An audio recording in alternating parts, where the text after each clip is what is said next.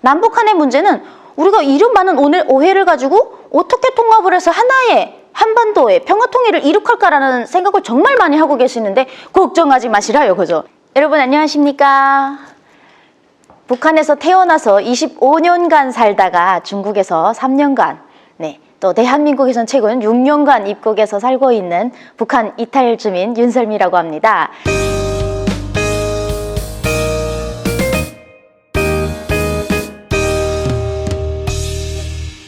네, 오늘은 제가 남북통합센터에서 북한 사람들에 대한 오해라는 주제를 가지고 얘기를 할까 합니다. 짧은 시간 동안 또 이렇게 사람이 없는 데서 카메라맨만 보고 강의를 해보기는 오늘이 정말 처음입니다.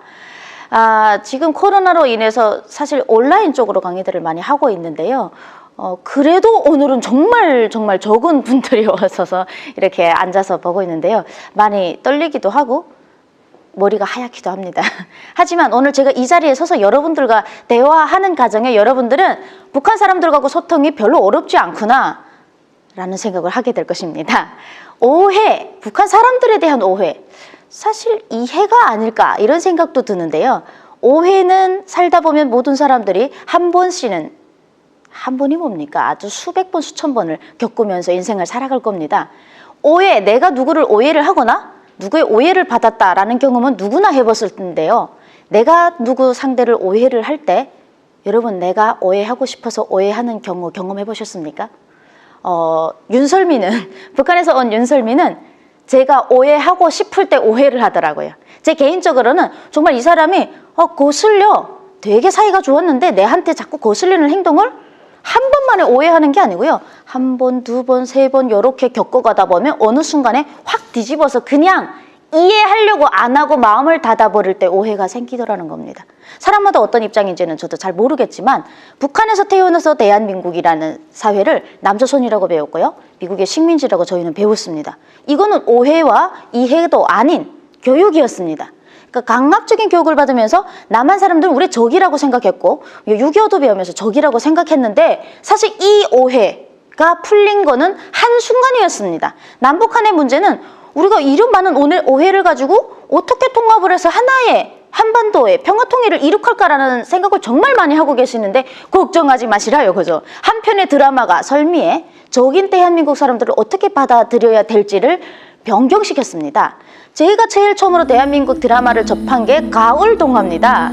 가을동화에서 성승헌, 저는 아직도 성승헌 팬인데 목숨 걸고 사품치는 두만강을 걸을 때 대한민국에 입국에 도착하면 성승헌이 같은 남자들이 무릎을 꿇고 다야반지를 건네며 사랑을 구해할 줄 알았습니다. 그것도 재벌 3세들이 아주 가득한 내가 알고 있는 이 대한민국, 역시 북한이 폐사산 땅에서 북한을 알다 보니까 오해에 오해가 떡이 없었습니다. 첫 번째 오해는 헐벗고 굶주린 남녘동포가 오해였고요. 드라마로 봤을 때 다들 재벌 3세만 살더라고요.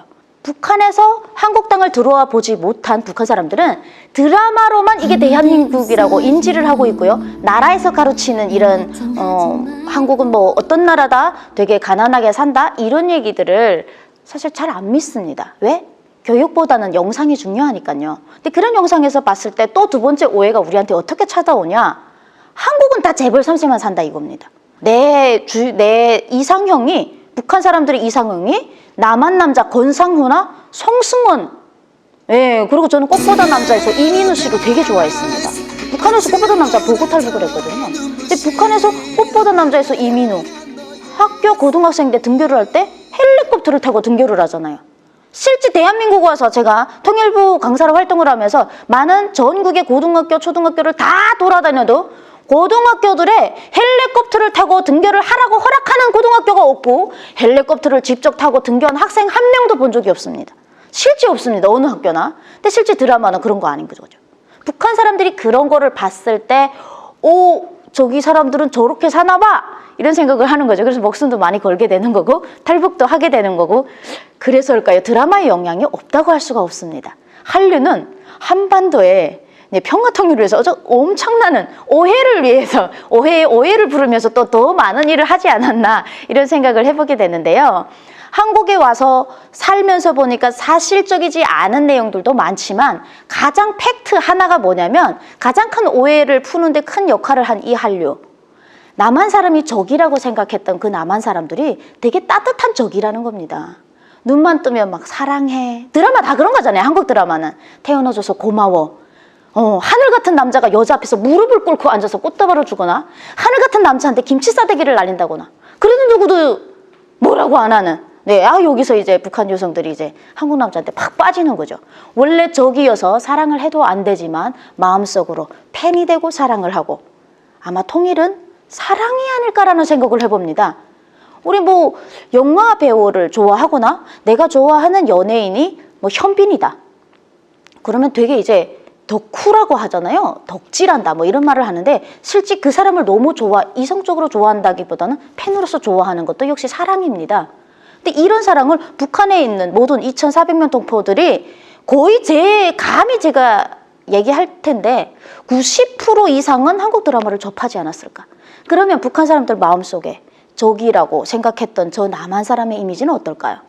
남한 사람이 정말 적이었고, 예전에 우리에게 주었던 우리의 아픔, 6.25를 거쳐서 겪었던 그 아픔들을 북한 사람들이 일일이 다 기억하고 있고, 용서를 못했다면 34,000명의 탈북민이 오늘 대한민국에 와서 입국하기가 어렵다는 사실입니다. 그래서 제가 대한민국에 딱 입국을 했어요. 목숨을 걸고 왔더니 오면 끝나는 줄 알았습니다. 자, 대한민국에 올 때 이런 얘기를 합니다. 고생 끝, 행복 시작이다. 인천공항에 들어서면 모두가 앉아서 얼싸안고 이제 막 웁니다. 탈북민들이 너무 고생을 하니까. 저 같은 경우도 7년을 거쳐서 오다 보니까 정말 죽기 살기로 목숨을 걸고 왔습니다. 이제는 끝났구나. 이제는 행복 시작이었구나 라고 생각했는데 아니었습니다. 여러분, 우리 고등학생들이 수능 시험을 볼 때 정말 잠을 안 자고 공부를 하며 수능을 보잖아요. 수능 다 끝나면 인생 행복해지는 줄 알았는데 그때부터 사실 시작인 거 아시죠, 여러분? 그때부터 대학 공부해야 되고 취업해야 되고 결혼해야 되고 애 낳아야 되고, 그때부터 사실 시작인데 고등학생들 머릿속에는, 뭔가 알지 못하는 그들 속에는 이 수능이 인생 최고인가 라고 생각하고 거기다가 집중을 합니다. 그것처럼 탈북민들도 탈북이 최고라고 막 탈북해서 한국까지 오는데 와보면 이제부터 대한민국의 정착이 시작되는 겁니다. 근데 되게 제일로 어려운 게 있습니다. 외래어도 한국에서 되게 많이 쓰는데요. 근데 사실 외래어 많이 쓰는 거 가지고는 얼마든지 알아들을 수 있습니다. 사실 정말 간단한 뭐 스트레스 받는다 이런 것도 처음에 컨디션이 안 좋다 이런 얘기들은 처음에 좀 어렵긴 하지만 뒷글과 앞글을 여러 번 맞춰보면 이해하기 쉽습니다. 언어 소통도 별 문제가 없는데요. 가장 큰 이제 아픈 오해, 편견이 있습니다. 어디서 왔어요? 이렇게 얘기를 하죠. 그러면 북한에서 왔어요 라고 당당하게 말 못하는 것은 우리 사회에 현실의 편견이 곳곳에 숨어 있다는 것을 탈북민이 느끼기 때문입니다. 어디서 왔어요? 북한에서 왔어요. 아이고 잘 오셨어요 하고 한 번에 끌어안아서 포옹을 해준다면 북한 사람들은 대부분 어떻게 얘기하냐면, 처음에 사투리가 나오면 혹시 어디 출신이세요? 그러면 중국에서 왔습니다 라고 얘기를 합니다. 왜 그러냐? 북한에서 왔다고 하면 한국 분들이 되게 궁금해하세요. 일단 제가 봤을 때는 너무 궁금한 거예요. 어느 지역이냐?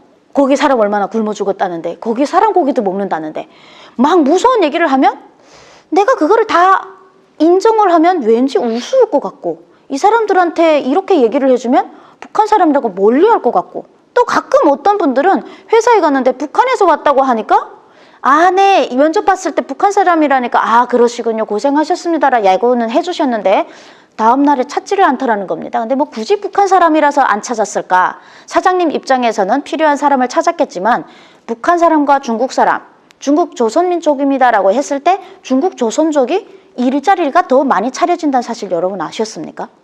근데 사장님들하고 제가 인터뷰를 해봤습니다. 왜 똑같은 사투리를 쓰는 같은 민족이고 같은 동포인 북한 사람과 중국 사람을 고를 때 왜 중국 사람을 먼저 컨택을 하냐 이랬더니 이분께서 북한 사람이 싫어서가 아니고요. 북한 사람들은 사회주의 체제에서 살았기 때문에 자본주의 경제를 이해하기도 힘들고, 북한 사람들보다는 중국 사람들이 한국에 와서 많이 적응을 하면서 서빙을 보거나 회사 일을 도울 때 중국 사람들을 선택하는 게 회사 입장에서는 안전하기 때문에 그분들을 선택한다는 겁니다. 그러니까 그런 말을 들었을 때 서로의 오해가 서로 없어야 되는 게 가장 중요한 건데, 우리 남북한은, 우리 한반도는 5,000년의 역사 중 75년을 헤어져 살았습니다. 5,000년 중 75년은 그렇게 긴 시간이 아니지만 한 인생에서, 한 인간에게서 75년은 한 인생이라고 말할 수 있는 긴 시간이죠. 그 시간 동안 우리는 헤어져서 살다 보니까 아마도 서로의 오해가 생기지 않았을까.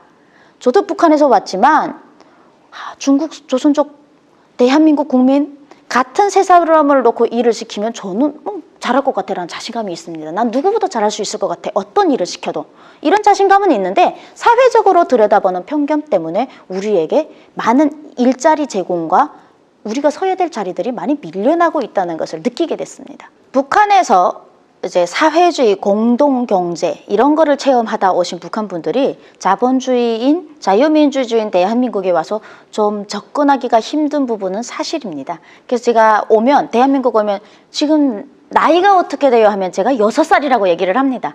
제가 지금 가지고 있는 본연의 인간적인 나이보다는 이제 한국에 와서 살면서 한국을 알아가는 나이가 6살이다.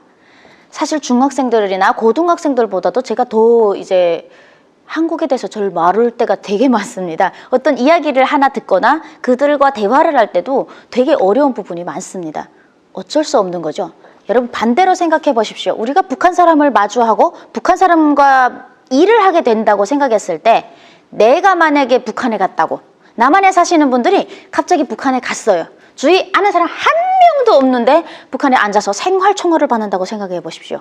동무, 동지 이러고 있는 데 가가지고 앉아 있는다고 생각해 보십시오. 얼마나 무서울까요? 그 상대를 오해하기 전에 그를 이해를 먼저 해보면 삶에 사실 도움이 많이 되는 것 같습니다. 그리고 가장 중요한 것은 한국 분들이 북한에 대해서 안 좋았던 인식이 사실 많습니다. 남북한이 아까도 얘기했지만 우리는 6.25 전쟁이라는 그 가슴 아픈 이유 때문에 서로가 이해를 하지 못하는 부분들이 서로 있습니다. 근데 그게 편견이 돼서 한쪽으로 계속 치우쳐 있습니다. 6.25는 1950년대에 일어났고 지금 2020년, 그로부터 70년이 지났고 전 6.25를 겪지도 않은 사람입니다. 저는 북한 땅에서 태어나서 한국까지 왔지만도 한 번도 경험해보지 못했습니다. 그런 전쟁을.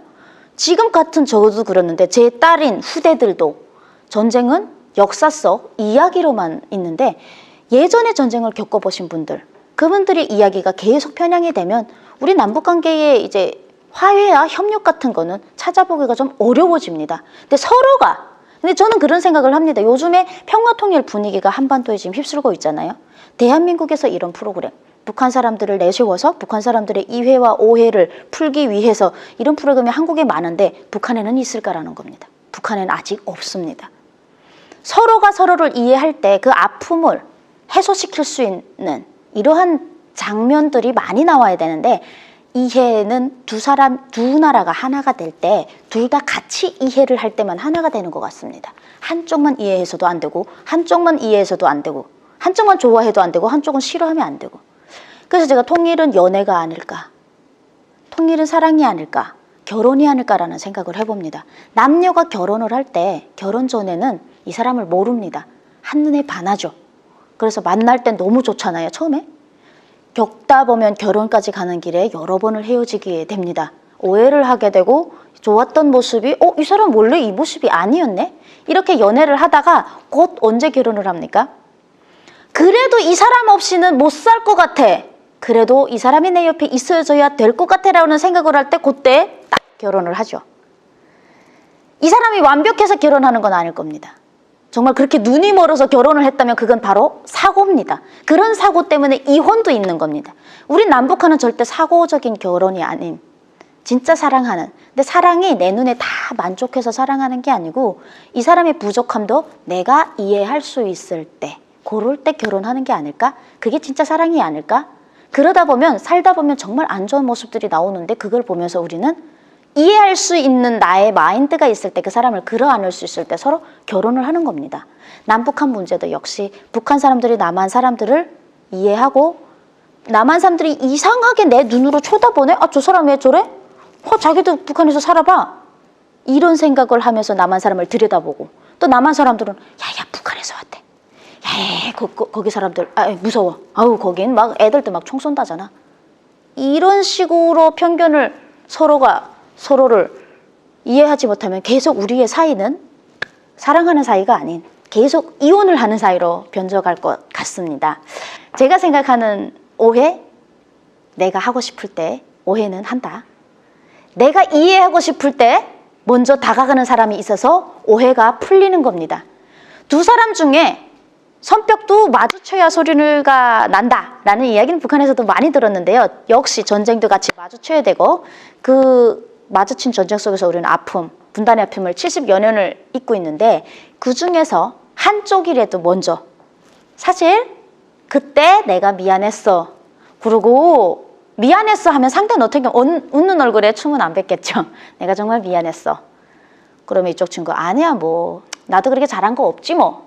다 여러분 오해는 이렇게 풀리는 겁니다. 그러면 내가 왜 그랬겠어. 원래 우리는 화목하고 사랑했던 사이잖아 라고 하면 그때 오해가 풀리지 않을까. 그러니까 모든 오해의 방법은 그렇게 푸는 건데 한쪽이라도 좀 마주치지 않게 네, 우리가 남북한이 밀어서 서로 다가간다면 먼저 온 통일인 탈북민 34,000명이 사실 작은 인원이 아닙니다. 한 개 작은 군보다도 더 많은 인원이더라고요.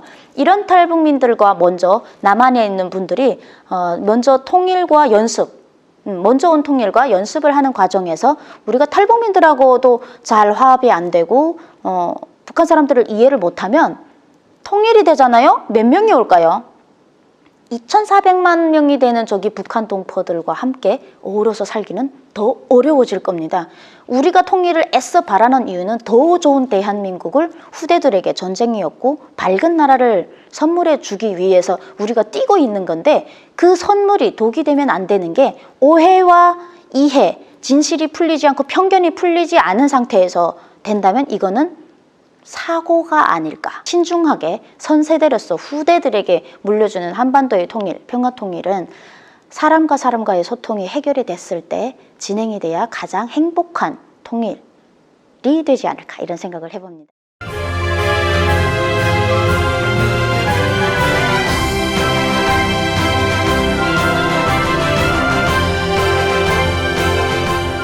여러분 통일은 사랑인 것 같습니다.